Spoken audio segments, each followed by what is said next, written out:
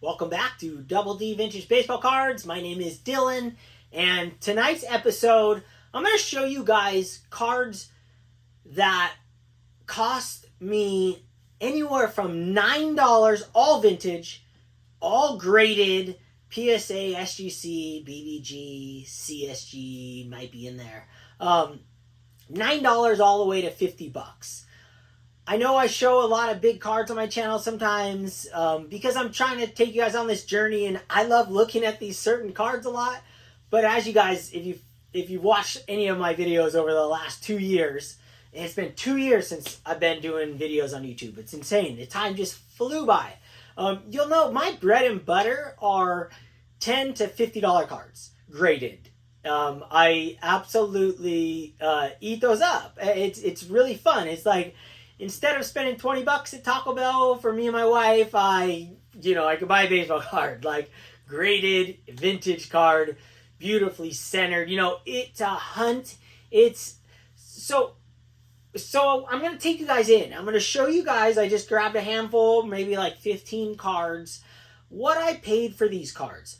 And they've got to be worth within what I paid still to today, because these cards I'm sharing, I think all of them I picked up in the last year since going on this hunt of centered vintage. And it's really hard, as we all know, to find these good eye appeal centered cards that have all the criteria I'm looking for. So at first I wasn't going to be collecting. I was selling all my high grade stuff, 7s and 8s that I collected for all these years. Like 900 graded slabs I had when I started this thing, give or take 50, maybe 945. And once I started selling all my 7s and 8s, I realized that I was getting so many more cards back because they were way less expensive. So what I'm sharing with you guys are cards that I truly my bread and butter. Like, my favorite things to collect are any vintage card, regardless who the player is. If they touch me, like they touch me is not the word I'm looking for. If they they hit you in the spot, like you see the card and you're like, dude, I want that card. That thing's sick.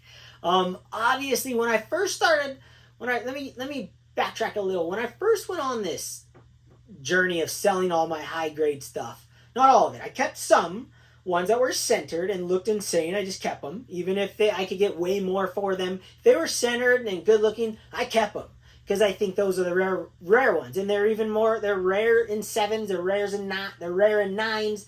They're rare in 5s, 4s, 3s, 2, 1s. Centered cards are just rare in general. So if I had them in a high grade centered, I kept them. And if they weren't centered, I sold them. So I was realizing I was getting a lot of money for this stuff. I was selling those things in the heyday when vintage was at its peak, like when it was just booming. And it was right after, it was a few months after the modern stuff peaked, and then the vintage finally took off. So I was selling that stuff in that time. And the stuff I was buying was like really inexpensive. And I was like, dude, I was like getting 4 cards for one. Like I sell a Clemente PSA 6 1966, like I talked about in the last. I'll use that example. $260. I could buy the 4 for $75. I could buy an Ernie Banks for $40. I could buy a Hank Aaron for $80. I could get and then a Willie Mays. I get all 4 of those cards for the one, and to me they look better than the one that I sold. So I first thought I was only going to be going for Hank Aaron's and Willie Mays and Clementes, and I wasn't going to be buying Orlando Cepeda or Steve Carlton, or I wasn't going to buy those cards. I was going to keep those cards in my ungraded collection. I'd keep those guys just, I didn't want to, I wanted my money going towards just the big boys so I could display them on my wall. But as I went on the journey, trying to find these centered cards was impossible. Like 3 months in or 2 months in, I changed my strategy completely and said, any Hall of Fame cards that I like, Hall of Fame players. I'm not even using the word Hall of Fame players because I didn't even know what the Hall of Fame was before YouTube in my collecting world. Like, I never thought of a player I was buying and thought they were in the Hall of Fame or they weren't. Never crossed my mind, not one single time. now I talk Hall of Fame because YouTube has taught me which guys are in the Hall of Fame. Like, I was clueless. Some of these guys aren't in the Hall of Fame. I'm going to show you either. But I realized on the journey, once I realized how hard it was to find these good copy centered cards, I changed course and realized, man, I still want to pick up a Steve Carlton if I see it and it's really nice, regardless of the grade. Like, I want to pick it up.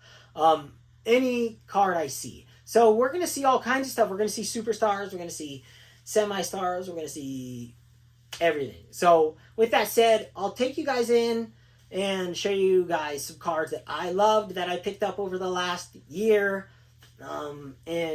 And you know, I'm going to tell you guys what I paid, and I think the price has got to be around the same because I might have picked them up in the peak. I might have picked them up in the last month. Might have picked, I think one I picked up this week. So we'll just share the prices, and you guys can be the judge of. It's not about. I don't care if I get a deal on a $50 and under card. I don't care if the card's $30 and I pay $50 for it, but it's the copy that I'm going to keep forever. I could care less. I'm not like thinking that card's going to be a $200 card one day. No, I just want that card for my collection, and it's worth what I paid, and it always will hold that value regardless what the market does. I know it'll hold value. So I realize, like, I'm okay with collecting the semi-stars. Like, I love those guys.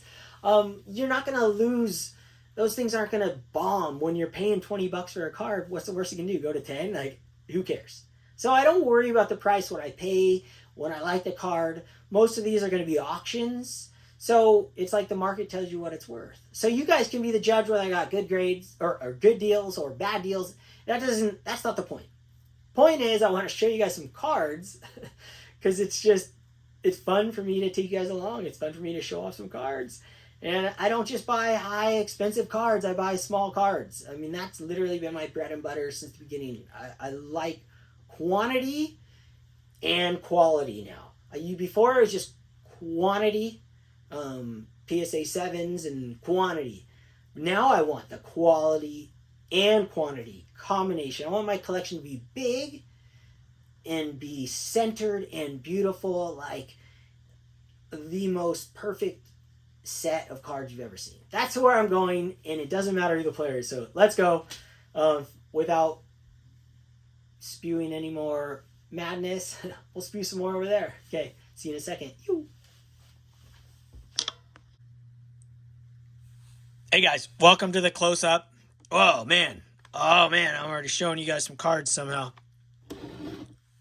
Oh, get them out of there. Okay, here we go. Dude, I actually have, there's some really awesome cards in here. So what I did is I went through some of my binders. Like, I didn't just start digging through everything. What I came across that I thought was $50 or under, I grabbed it, pulled it out, and then I looked up what I paid. And if it didn't make the cut, I took it out.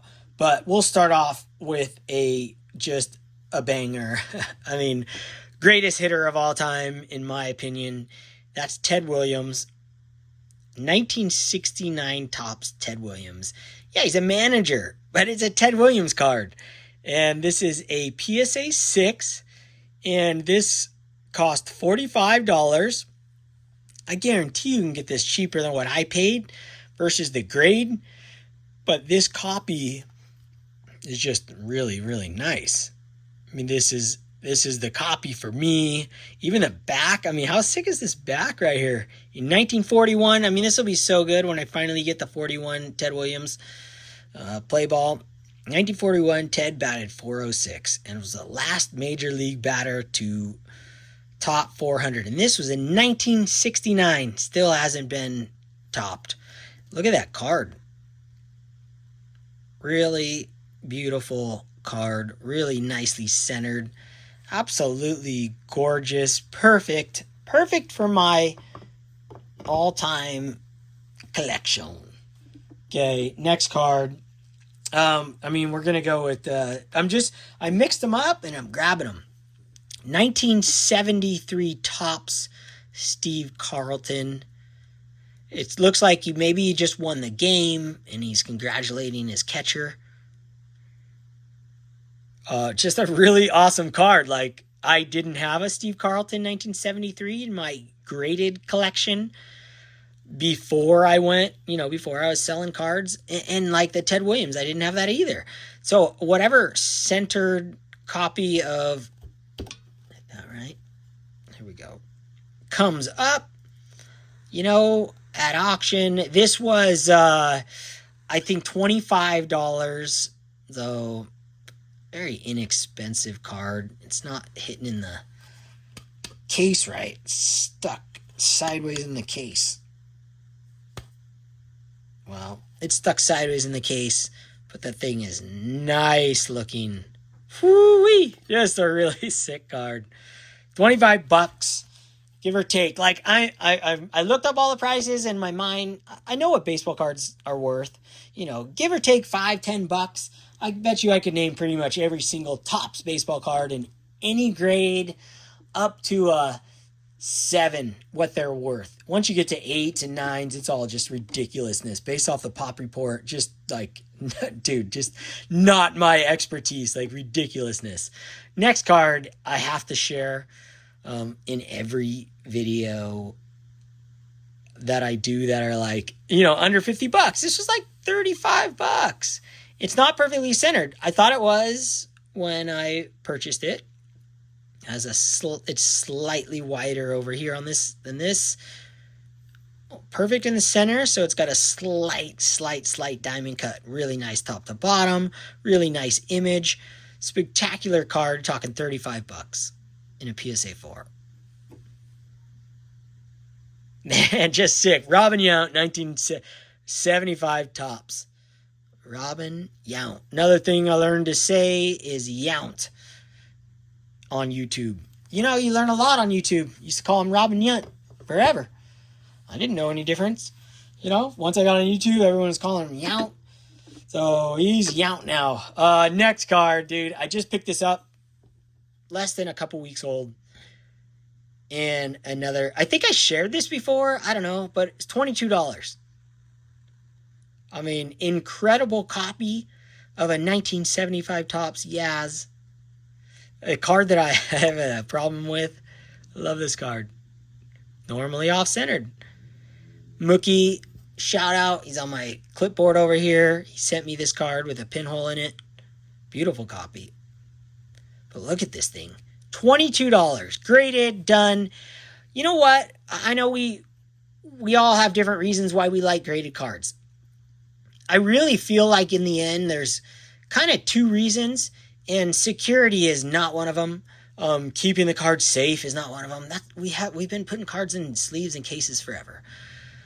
What I think the 2 main reasons why we collect graded cards, number 1 reason, in my opinion, is, okay, I guess there's 3. The fairness behind graded cards.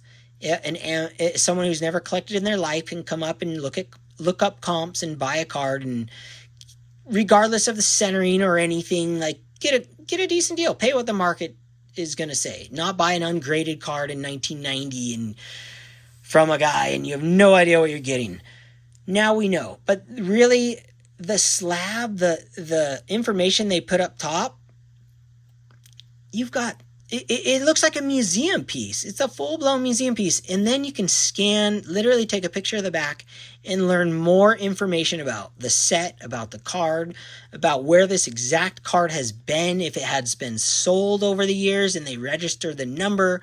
You can trace a lot of history with these slabs.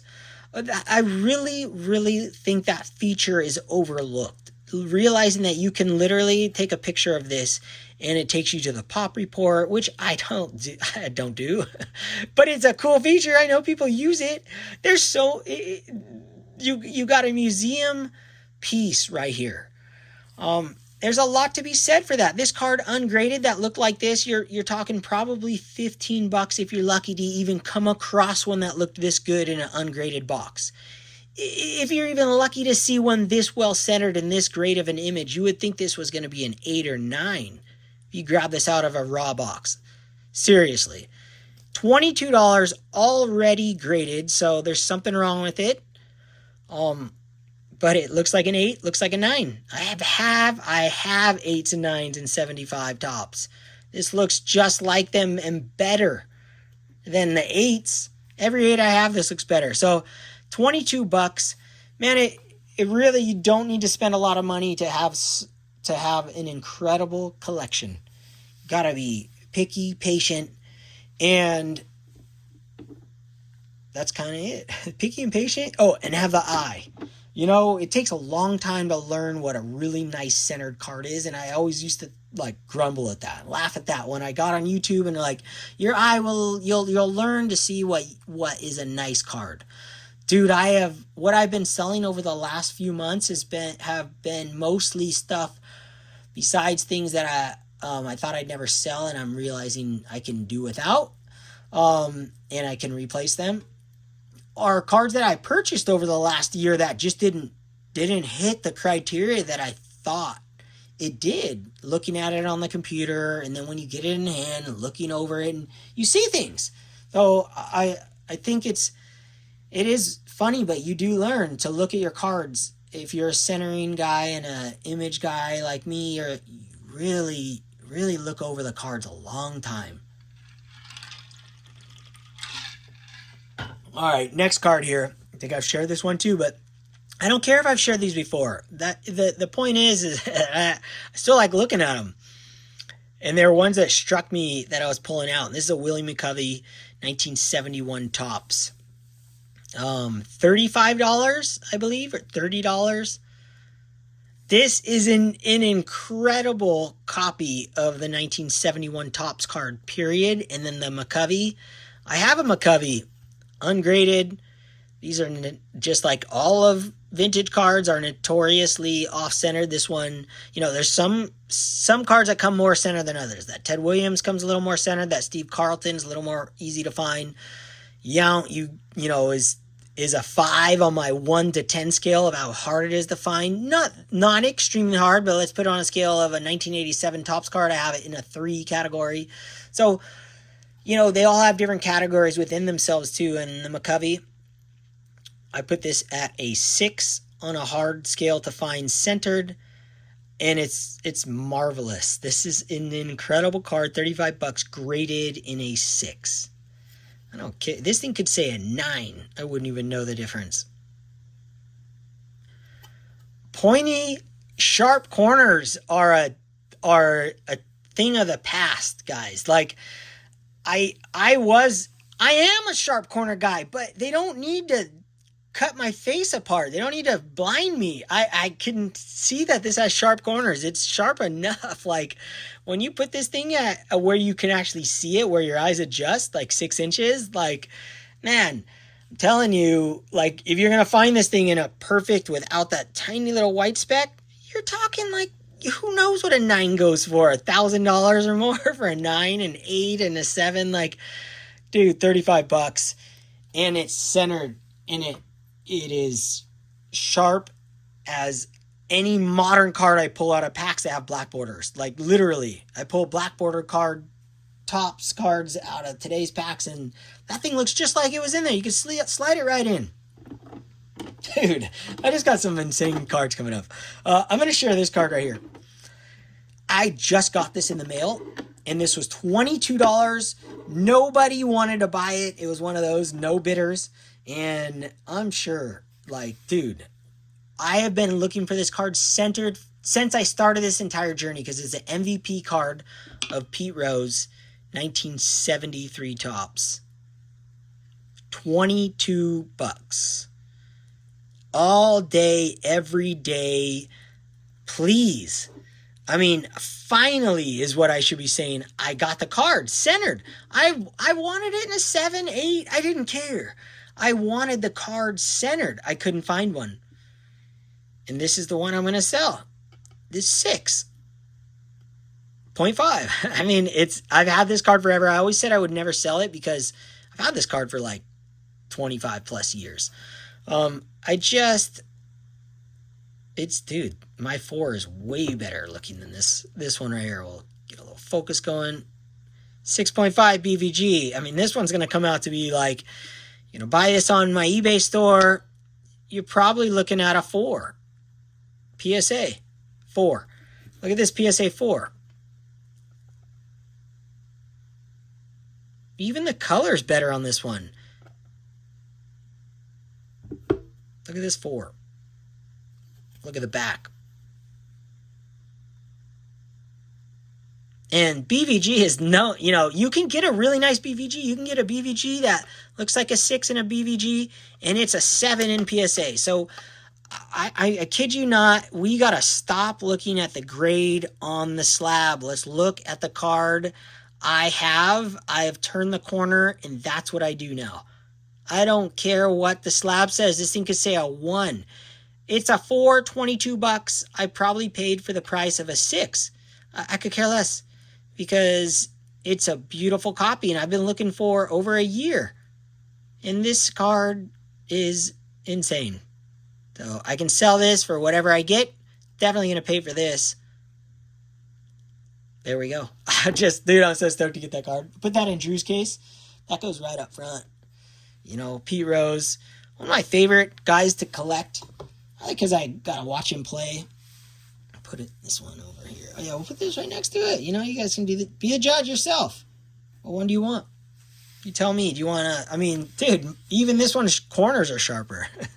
I mean, it is a BVG, so that's just how it is. All right, the next one's going to blow your guys' skulls off your... He's going to blow your skulls. It blew my mind. This card's impossible to find centered. Go ahead, try. I have 3 of these, I think, ungraded. I got this for $9 the other day, and it's oversized because it's probably this is what PSA does. They put them in a different type of slab when it's bigger than the standard size. Joe Morgan, 1972 Topps card. $9 I paid for this. $9. It is incredible. Actually, this Joe Morgan 1972 Topps card is one of my all-time favorite 72 Topps cards. Something about the colors and everything about this card. It's on my wall right now in an ungraded form. It's been up there for like 4 months. I have, I think, 2 more in my ungraded album. All of them are way off-centered. None of them look as good as this all the way around. Like, the back of this card looks amazing. This has the sleeve in it. That's why you're getting a weird glare. Because I think this PSA, if they sleeve it, they put it in a holder that's larger with the sleeve. That means the card is a little bit oversized. I think these are the cards that the trimmers like target, right? I saw a Joe Morgan, I think it was in a 9. I kid you not. I was watching, it was like $280, and this was way better centered and way better eye appeal all the way around. Forget the centering, look at the corners. You can look at everything on this card, and it is marvelous. I don't care what got it a 6. I don't argue the fact that it's a 6. I would never like take this out and try and get a 9. That's just silly. For some reason, it got a 6, and I'm trusting that there's a reason it got a 6, and I could care less. This card, if we stop looking at the grades, just use the grade as a reference, look at the card, that's when one day pricing is going to adjust. And things are going to adjust because this thing is definitely never been trimmed. It's large. It's centered, and the image is spectacular, and everything about this card. If you see something wrong with it, let me know in the comments. It's one of my greatest purchases of the year, and it was $9. I mean, seriously, I love this 72 Topps Joe Morgan. Always have. I've been addicted to it, obviously, because I have so many ungraded. And then I finally found a copy. I hunted for that card in particular. And then that one showed up randomly on my, a new one got listed, and I got a notification. I was like, oh my gosh, that's the one. $9 it ended at. All right. Well, I thought I would blaze through these. Like, I have 6 more. I thought I was going to blaze through these in like 12 minutes. It's just, every one of these cards I look at, I remember buying. And I know everyone says there's no stories when you're online. I remember when and why I bought all these cards. Dude, this Burt Blyleven rookie card, $15. This is a 1971 Topps rookie card. I never wanted this card. I mean, I did not look for this card. Burt Blyleven, like, he's not my guy. This is my only Burt Blyleven card I own that is graded. I'm sure I have some 81s in my albums and stuff, but this one popped up at an auction a year ago or so. I won it for $15. Look at the centering on this. Look at the edges. Look at the corners. It is a really beautiful, beautiful baseball card. Now, when you use a SGC, black on black, you can see the edges way more than when you're looking at a PSA slab with a 71 Topps. You would see a lot more edging issues on this McCovey if it had a black border. On all 71s, well, but that's your only issue you got on this Burt Blyleven, and it's really nice. Beautiful card, and I got his rookie card. So $15. I just looking at it, that's why I kind of go speechless sometimes. I just want to kind of dive into the card a little bit. Look around it. Look at the facsimile autograph. The black border. This is a Burt Blyleven rookie card. Am I a Burt Blyleven super fan? No. Do I know a lot about him? No. But I know I know now he's a Hall of Famer. That's probably why, he just never struck me before I knew about the Hall of Fame, and now I do, and, I got his card. So I'm glad to have it. I'm super stoked I have it. And to have a copy that looks that good, it's awesome. Take this OC card out of there so you guys kind of like get a glimpse of just nice looking centered baseball cards. That's my jam right there. All right, let's see. Out of every card in this entire pile, this is my favorite card. I'll just say it's my favorite card now. The Pete Rose would have been my favorite card, obviously besides the Robin Yount, but the Pete Rose would have been my favorite card nostalgically. But now that I know a lot about Bob Gibson over the last 10 years of reading books and stuff. This is my all-time favorite Bob Gibson card. That's the 1968 Topps Bob Gibson, his best year ever, maybe the best year ever pitched in Major League Baseball. And this card was $22. You can still get this all day long. All these cards you could probably still get for the same price I paid. Give or take $10, just put it that way. Look at this magical baseball card. One of the greatest cards Topps has ever made, in my opinion. It's an outstanding baseball card. And in a 4, on these 68s, you really can get away with lower grades. I don't hunt for lower grades. I literally would buy this Bob Gibson in a 7 for $180 if it came across centered and it was on my thing. But I never found one. And this, I'm glad, because I would rather find all my cards in lower grades. Let's put it that way. I would rather find every card I own in the lowest possible grade if it looks as good as these. If this looked like, I think my best looking 2 is my Roger Maris 61 Topps. I think it's the best looking 2 I own. They all look like that. I'd want all my cards in 2s because I'd save a boatload of money and they'll never go down in value because they're so cheap to begin with. Like, what are you going to lose? $5? Like, dude.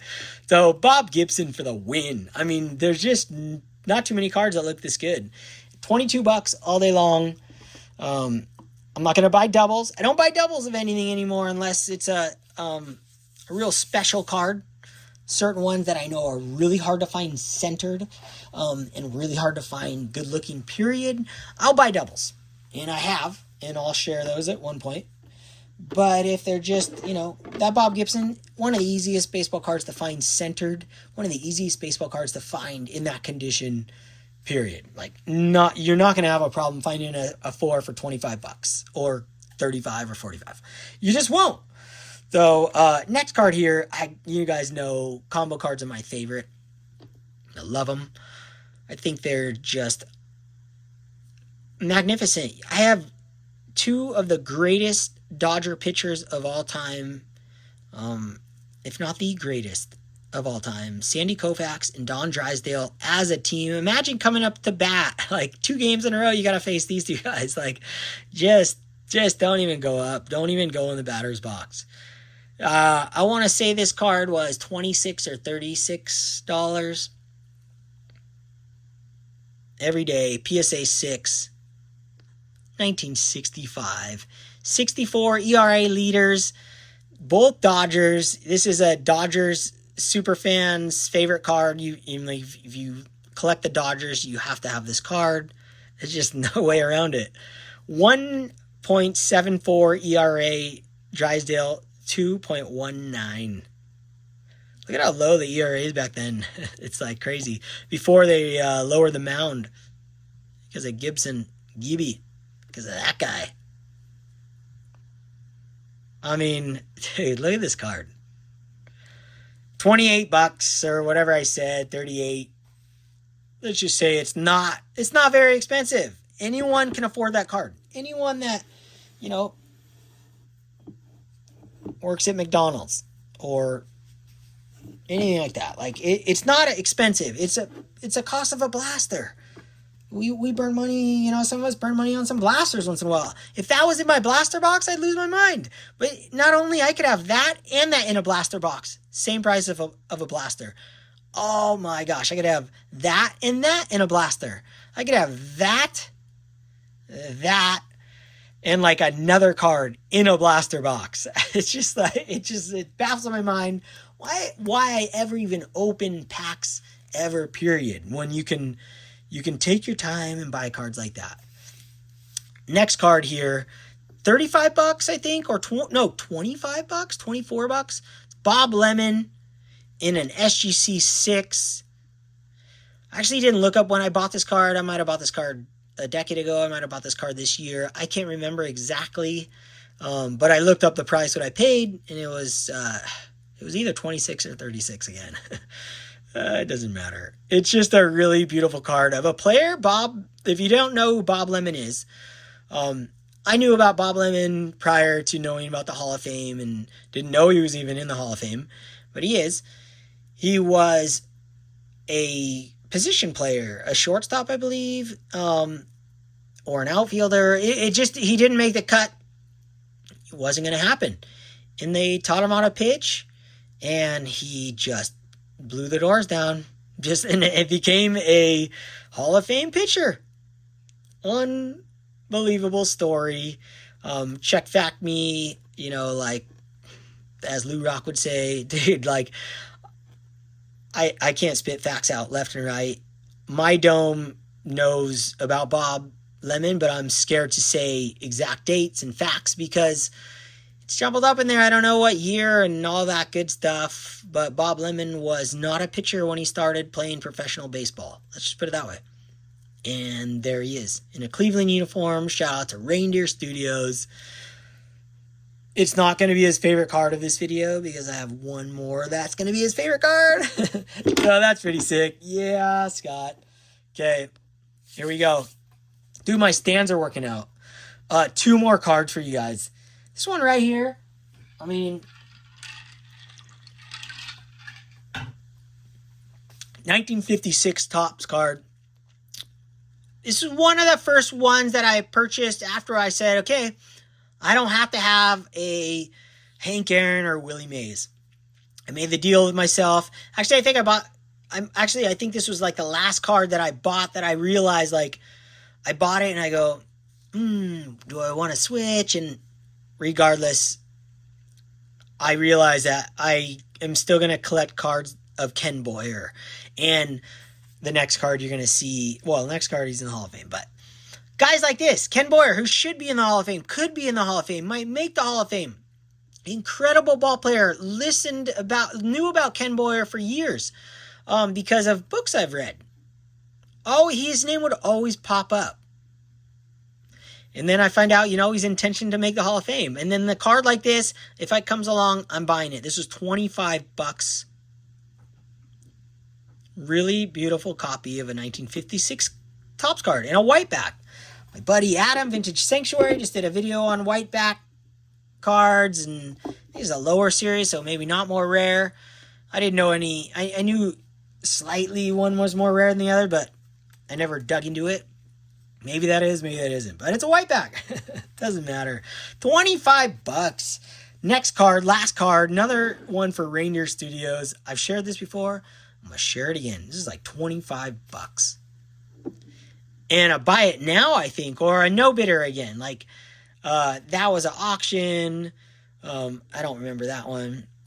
This was a no bid or an offer or a buy it now. One or the other. One of the three. The only three you can do. It's one of those, I promise.